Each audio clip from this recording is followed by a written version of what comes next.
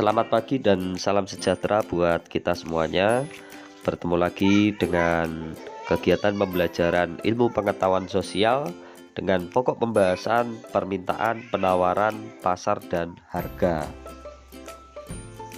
Fokus pembahasan dalam video pembelajaran ini kita bahas dulu tentang permintaan.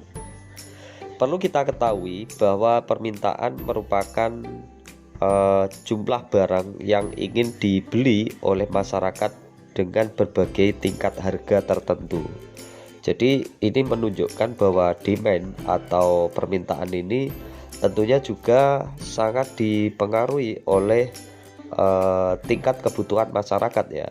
Karena permintaan itu merupakan segala sesuatu hal baik berupa barang atau jasa yang ingin dibeli oleh masyarakat dengan berbagai tingkat kemampuan mereka berdasarkan harga-harga yang ditawarkan dari barang maupun jasa tersebut.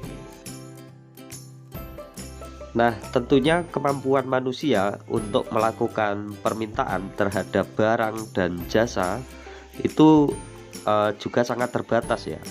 Kenapa? Karena keterbatasan manusia dalam melakukan permintaan itu dipengaruhi oleh faktor-faktor tertentu ya. Faktor-faktor yang mempengaruhi permintaan tersebut antara lain sebagai berikut ya. Yang pertama adalah harga barang. Harga suatu barang itu akan mempengaruhi banyaknya jumlah barang yang diminta. Biasanya semakin murah barang itu semakin murah, biasanya yang minta banyak. Murah bagus itu yang minta banyak. Sementara jika barangnya mahal itu juga biasanya juga cenderung berkurang permintaannya. Nah, jika harga barang naik maka jumlah barang yang diminta itu berkurang. Sebaliknya apabila harga barang itu turun maka jumlah barang yang diminta bertambah banyak. Mulanya harga barang misalnya Rp1.000 per unit, terus kemudian naik menjadi 1.800 per unit. Nah, ini tentunya akan mempengaruhi jumlah barang yang diminta oleh konsumen juga akan turun. Tetapi apabila barang turun dari Rp1.000 tadi turun menjadi Rp500 misalnya per unit, nah, maka jumlah barang yang diminta tentunya akan menjadi semakin bertambah. Faktor kedua yang mempengaruhi adalah pendapatan masyarakat. Nah, pendapatan yang diperoleh oleh seseorang itu juga akan sangat mempengaruhi permintaan barang. Misalnya jika pendapatan rata-rata setiap orang naik, maka akan mempengaruhi jumlah barang yang diminta juga bertambah.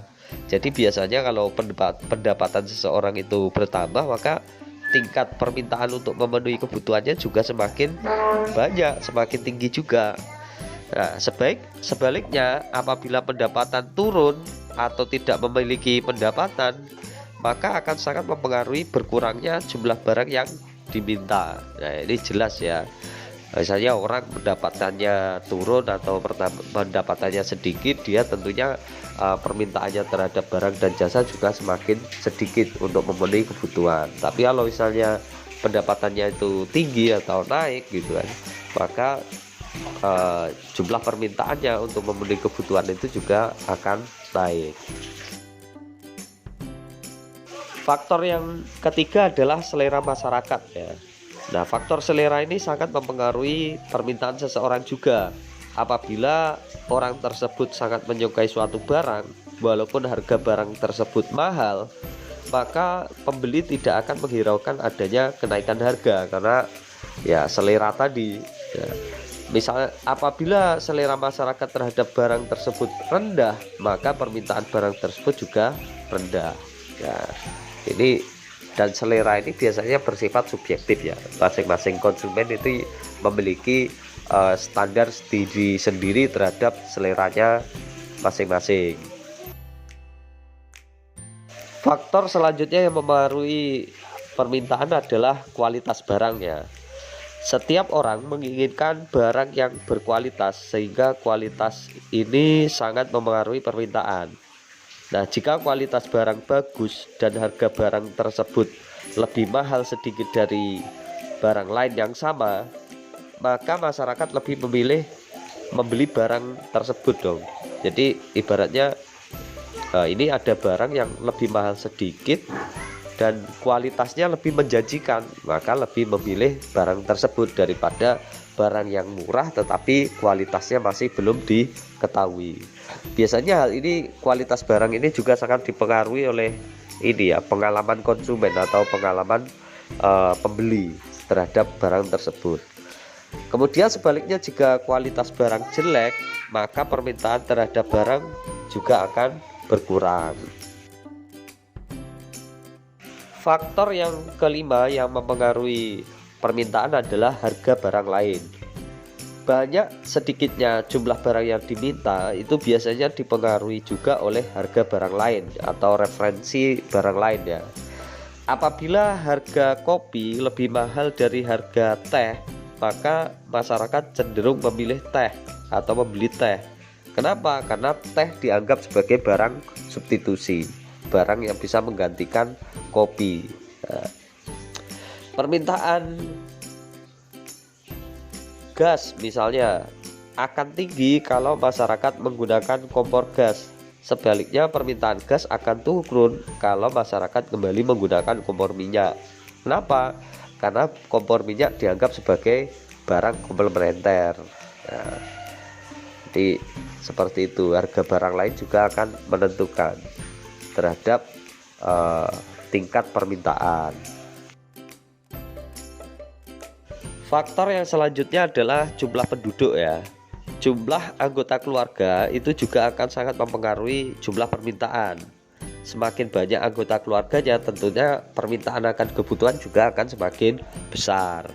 Begitu juga dengan bertambahnya jumlah penduduk suatu negara, maka akan sangat mempengaruhi permintaan terhadap suatu barang. Nah, seperti yang kita ketahui di negara kita sendiri, terkadang seperti pemenuhan beras itu tidak bisa dipenuhi dari pasokan dalam negeri. Kita harus impor dari negara lain atau mendatangkan barang tersebut dari negara lain untuk menutupi permintaan yang terjadi di dalam negeri. Kenapa? Ya karena jumlah penduduknya banyak. Faktor yang selanjutnya adalah ramalan masa depan. Masyarakat akan menambah permintaan terhadap barang kalau diperkirakan harga barang tersebut di masa yang akan datang itu akan naik.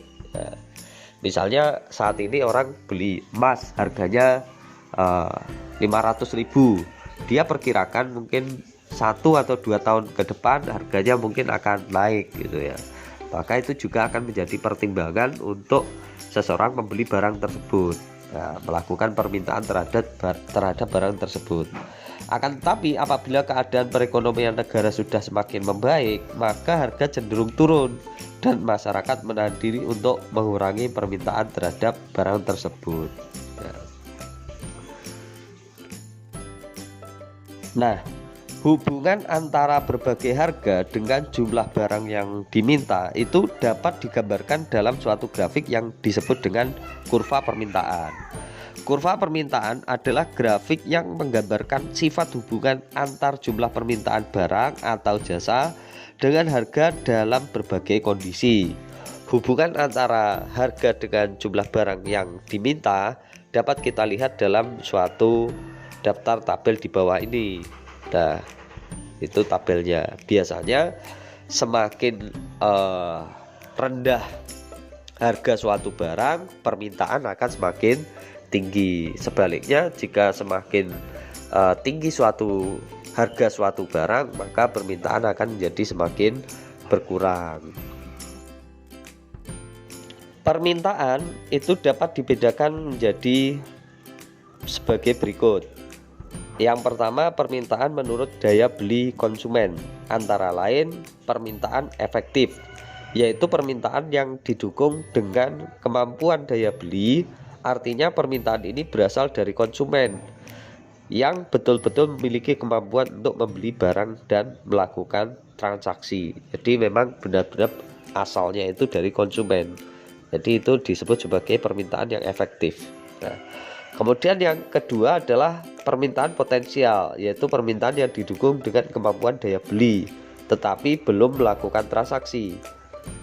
Artinya permintaan ini masih berupa keinginan untuk membeli dan belum melaksanakan transaksi. Contohnya gini, ada seseorang yang ingin membeli beras, ya kan, karena beras merupakan kebutuhan pokok.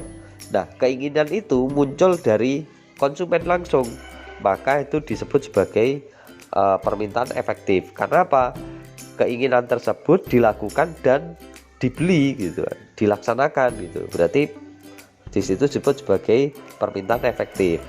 Sementara kalau permintaan potensial itu biasanya punya keinginan tapi masih belum dibeli. Misalnya punya keinginan untuk pengen memiliki mobil gitu ya, tetapi belum melaksanakan transaksi, maka itu disebut sebagai permintaan potensial. Kemudian jenis permintaan yang kedua adalah permintaan menurut jumlah konsumen. Antara lain yang pertama adalah permintaan individual, yaitu permintaan dari masing-masing orang terhadap suatu barang. Permintaan ini biasanya tergantung dari kemampuan masing-masing orang karena bersifat individu ya. Ada orang yang secara individu bisa membeli sepatu harga 2 juta, tapi di sisi lain ada secara individu orang hanya bisa membeli sepatu dengan harga 100 sampai di 200 ribu. Kemudian yang kedua, permintaan pasar, yaitu permintaan yang dilakukan oleh masyarakat pada umumnya.